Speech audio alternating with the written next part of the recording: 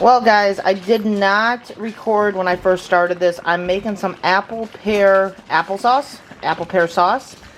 All I did was core all the apples and the pears.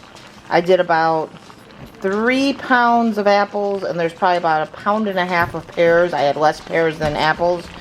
But once they were cored, I left the skins on. They are boiling down now. So we're just going to boil them down until they get nice and soft, and then they can get mashed. We'll come back.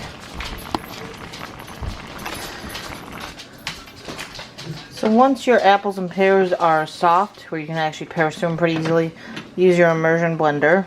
We're keeping the skins on.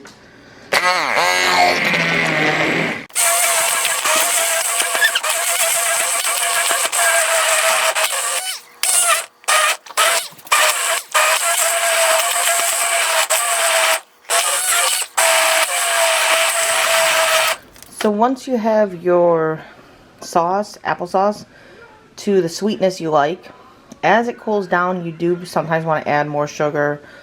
I did add more sugar. I put about another cup in, so it's about 1.5 cups of sugar. It's a lot of sugar, but it had a little bit of a bitter taste. I think because of the peels, that might be the case. I'm not sure, but with the sugar added now, it's good. So you're going to ladle it into your jars. Make sure you're using a funnel to keep the rims clean, and fill it to 1/2 inch below the top of the jar, so 1/2 inch of head space. Make sure the jars are sterilized and clean.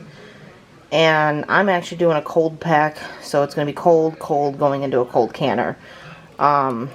They've been sterilized, but I just let them all cool down because I ate dinner. But the canner will have to heat up with the jars then, because you don't want to put cold jars into a hot canner. So you're just going to fill it up to 1/2 inch, which is pretty much right below the band, where the band would be. And then you're going to get the air out. Let me grab the tool for that.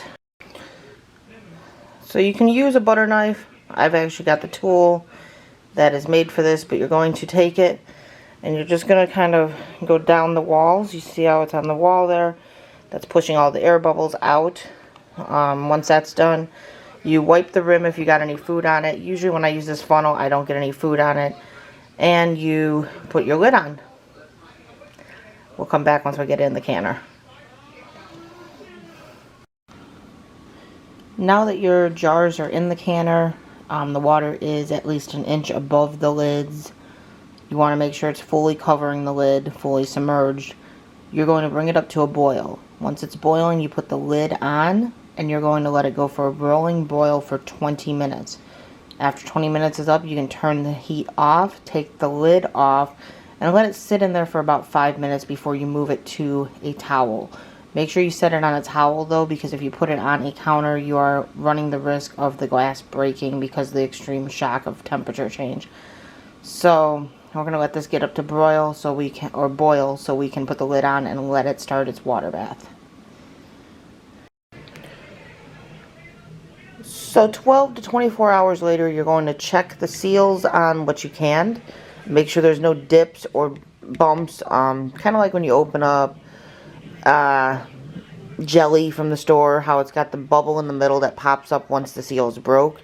These have a bubble when you first put them on, and once they're sealed, that bubble goes down, so it'll be a flat surface. If there's still a bubble or it makes a ping sound when you press down, then it did not seal. Check that, and then you're going to pick up the jar by the lid. If the lid stays on, then it's good. If the lid does not stay on, then it's not good. Notice the rings are no longer on these jars. I do not store with my rings, and it's not recommended you store with the rings, those things right there, because it puts pressure on this part of the jar right here where the seal is, and it can cause a false seal, where over time that pressure can cause the seal to come undone, but because you have a lid on there, it stops it from actually popping fully up, so you can't necessarily tell that it wasn't sealed. So to play it safe, you take that off, and this now, if it does come unsealed, which jars do sometimes, it is allowed to actually just pop open, and you would know that it's no longer sealed and no longer safe.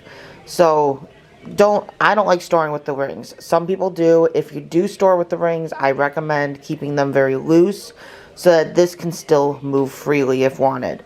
Now, if you were to transport it, I would throw the ring on. You use the rings when you store it in the fridge, but after opening it. But when you're storing it on your shelf, best thing is to take them off.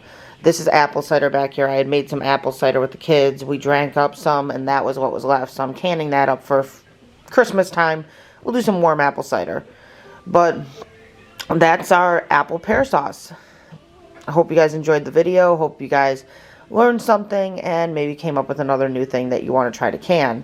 Have a blessed day, guys. Stay safe, stay sane, and be prepared.